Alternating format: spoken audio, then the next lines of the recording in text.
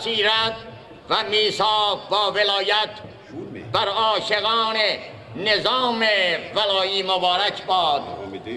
نهده در جبهه های جنگ یادتونه در چنین روزی عملیات کربلای 4 صورت گرفت. نهده حماسه غیور مردان نظام جمهوری اسلامی ایران به روح آنها شد. به روی آنها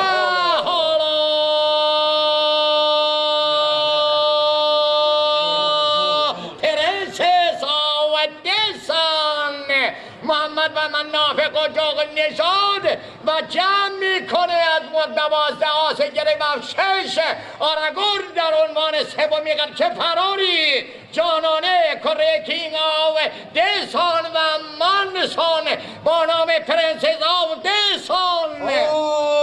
پرنسس آو دیسان محمد و منافع قجاق که پا چله را گرفته حالا شما نشید آرگون آیسرا و سلما مظفری با مربیگری آفچال قزل یورش میاره. حالا دیگه به سمت خط پایان چه فراری.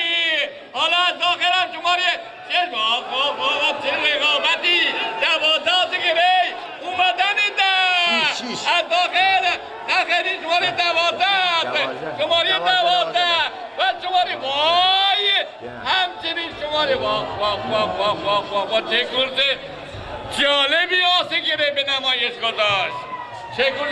شفیق علی شفیق عبدالرحیم عبدالجبار احمد فقه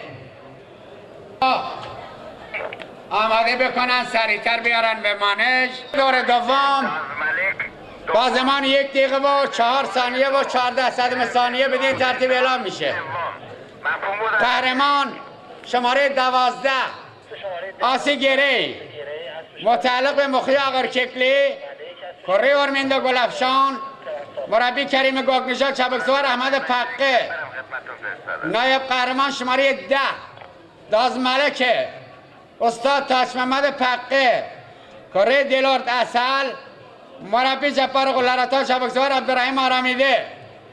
عنوان سوم برای شماره 2 پرنسس آف دسانه محمد و مناف قجق نژاد، کره پادشاه منسان، مربی حکیم حاجیزاده، چابکسوار مهران علای قجق.